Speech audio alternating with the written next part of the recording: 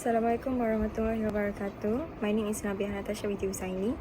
So I will be presenting about the introduction and background. So Malaysia cities are getting more crowded. So many people live in a high-rise building like apartment. These buildings are called as strata properties, where every unit has a different owner, but some areas and parking and lift are shared. When the government needs the land for public project, it's harder to manage than normal land. This is because there are many owners and all of them needs to be informed and compensated. These properties are managed by Joint Management Body (JMB) or Management Corporation (MC). So this study looks at the law and the challenge and how it affects the owners, tenants, developer and government. Next is the objective of the study. The first one is understand the law, how the Land Acquisition Act and Strata Title Acts work for strata building. 2 is study legal issue, disagreement on compensation, difficulty with getting approval, relocation challenge. And 3, evaluate the impact on government, valuers, developer, JMB-MC, and affected residents. Good day everyone, my name is Muhammad Danish Izzuddin and today I'll be presenting the crucial legal framework for strata property acquisition in Malaysia. First, the Land Acquisition Act 1960 is the primary law for compulsory land acquisition. It empowers the state to acquire land, including strata title, for public purposes, ensuring fair compensation and defined notification and inquiry process. Second, the Strata Title Act 1985 is vital for defining individual ownership in multi-unit building. It facilitates the subdivision of property and the issuance of separate strata title, providing legal clarity for owners and streamlining compensation calculation during acquisition. This act also governs the formation of the Management Corporation, responsible for common area. Third, the National Land Code 1965 NLC serves as the overarching statute for all land matters in Peninsular Malaysia. It mandates the registration of all land transactions, including strata title, and set out the rule for dealing with stratum parcel, integrating the strata framework within the broader land law. Finally, the Building and Common Property Maintenance and Management Act 2007 (BCPA) is essential for managing common areas before strata title are issued and the MC is formed. It established the Joint Management Body to ensure maintenance, manage fund and resolve early dispute, which is relevant for assessing property condition during acquisition. These 4 acts collectively form the comprehensive legal backbone governing the acquisition of strata properties in Malaysia, ensuring a structured process for both public interest and owner rights. Welcome back. Let's succinctly cover the characteristics of strata and high-density properties, their management and inherent complexities. First, strata properties are buildings with individual units and share ownership of common areas like lobbies, lift and parking. Each owners hold a strata title for their unit while jointly owning the shared amenities. This model is crucial for urban density, maximizing land use and enabling vertical growth in cities. Effective management is key and is handled by 2 main bodies. The Joint Management Body, formed under the BCPA, is a temporary body comprising the developer and owners. It manages common property and collect maintenance fee from vacant possession until strata title are issued. The Management Corporation (MC), formed under the STA 1985, once title are issued, is the permanent governing body consisting solely of parcel owners. It takes over from the JMB, making bylaws, enforcing rules, and managing all finances, signifying a shift of control to the residents. However, these properties come with inherent complexity. Dual ownership means owners have individual titles but co-own common property, often leading to dispute over cost and share facility use. Dispute management frequently requires specific resolution mechanism like the Strata Management Tribunal, maintenance and financial responsibility are shared by all owners through service charge and sinking fund. Payment defaults can severely impact the building. Finally, bylaws and governance can be intricate, particularly in mixed-use developments, necessitating legal compliance and active owner participation.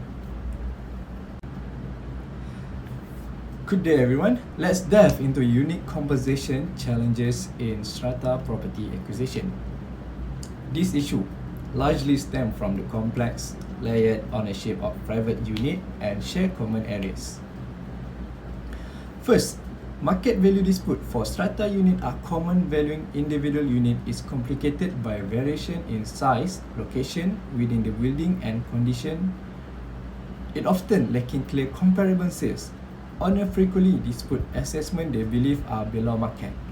For example, in Sivam Anak Lelaki Arumugam VS Pentadbir Tanah Wilayah Persekutuan 2009, unit owner challenged compensation that didn't reflect their unique distinct features.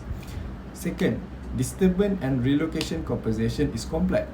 Unlike landed properties, strata acquisition involve multi-story move, requiring compensation for physical removal, lost rental income, business disruption, or even emotional distress. Guidelines for this claim are often ambiguous, leading to disagreement. Third, common property compensation pose significant allocation challenges. Determining and distributing compensation for jointly owned areas like lobbies and facilities requires precise share unit calculation. There is often a lack of clarity on whether the management corporation or individual shareholder should receive and distribute this fund. The Sivam Anak Lelaki Arumugam case underscore the need for clearer mechanism to handle common property compensation in strata scheme. In conclusion, strata acquisition compensation is multifaceted, involving market value uncertainty, disturbance claims, and complex common property allocation. Clearer legal criteria and uniform valuation system are urgently needed to ensure fair and transparent acquisition. Thank you. The challenge in the acquisition process is they have various owner and opinions. In strata building, they have dozens or even hundreds of owner. Each unit owner has their own title and share in common property. It is difficult to get everyone concerned, especially when some agree and some didn't. JNB and MC must represent owners, but not all owners may agree with them. Second is compensation disputes. Compensation must be paid to individual units owner, JMB MC for common property, and dispute often arise on how much each owner should get, and some feels they are unpaid, especially in share property cases. 3 is valuation problem. Units are different in size, floor level, view, and use. For example, residential and commercial. Valuers must be careful to calculate fair market value for each. Share facility like lift, halls, parking also needs to be valued fairly. 4 is relocation and disturbance. Residents must move out during redevelopment. Some face high costs for temporary housing or business losses. If not handled properly, this causes stress, legal complaints, and hardship. 5 is delay in replacement housing. Residents are often promised new house or compensation, but planning and building take time, sometimes years. Next is stakeholder conflicts and governance issue. In strata housing, there are many people involved: owners, JMB, OMC, and tenants. The JMB MCs speak for the owners, but not everyone agree with their decision. Some want more money, others want to fight the acquisition. Tenants usually don't get compensation, even though they are also affected. This causes conflicts. The law says only JMB or MC can legally represent the owner, so clear leadership is very important to avoid confusion and conflict during the process. Alright, Assalamualaikum. My name is Muhammad Daniel Fitri Shahmi. So, I will take a part of case study strata acquisition in Malaysia. So, let's begin with real-world example of how strata property acquisition is handled in Malaysia. A key case in MRT project in Kelang Valley. So, due to scale of this infrastructure, uh, several strata title buildings were acquired. This raised major challenges getting consensus from many owners, handling compensations for both individuals, units, and common property, managing temporary relocations. In many cases, the GMB struggled to represent everyone's interests, and legal actions was needed to resolve disputes. This case highlights just how complex strata acquisition can be. So, the another case involved Malaysia Urban Renewal Programs, which aims to replace aging strata housing. However, this plan often faced resistance, as resistant, especially from elderly residents who fear relocations issue like unclear promises of replacement housing, and distrust of developer makes the process even harder. These cases show that when people aren't involved or informed early on, redevelopment becomes a source of tension instead of progress. So, from these cases, we learn several lessons, which firstly, early engagement with affected residents is essential to build trust and avoid conflict. Second, clear and consistent communications on compensations, valuation, and project timelines help reduce misunderstandings. Most importantly, we see that Malaysia's current laws and acquisition process are not fully equipped to handle the special challenges of strata development. So, legal reform is clearly needed. So, now let's look how other countries deal with similar challenges. In Singapore, the Land Title Strata Acts allow and block redevelopment with 80% or 90% owner consent, depending on the building age. The Strata Title Board oversees the process to ensure fairness. Uh, in Hong Kong, a similar approach is taken. 80% of consent of owner must agree, and the land tribunal ensure fair valuation and to protect minority owners. This system creates a clear path for redevelopment while balancing owner rights. The key takeaway is that both Singapore and uh, Hong Kong have legal consent thresholds and dedicate bodies to manage disputes and valuations. In contrast, Malaysia lacks these mechanisms. Our current systems requires nearly unanimous consent, which leads to delays. There's also no standardized way to assess or distribute compensations, resulting in frequent conflicts.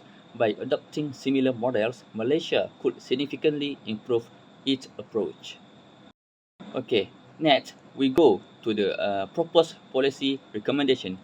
Based on these findings, we recommend several solutions. First, Malaysia could establish a centralized data acquisition tribunal to handle disputes efficiently and reduce the burdens on civil courts. Second, we need transparent compensation guidelines that clearly define how to value individual units, common areas, and relocation costs. Third, we should empower GMBs and MCs with legal authority and training so they can effectively represent all units owners during the acquisition process. So, for legal reform is also necessary. The Land Acquisition Act and Strata Titles Act should be updated to address strata specific needs, like defining how much owner consent is needed and protecting minority owners. On the administrative side, improvements needed in inter-agency coordination, resident access to legal advice, and use of digital systems to manage notice and track consent. Uh, this change will help streamline in acquisitions process and increase public confidence. So we go to the last part, which is conclusions. So for these conclusions, acquiring strata properties in Malaysia is far more complex than traditional land due to share ownership and the legal structure involved.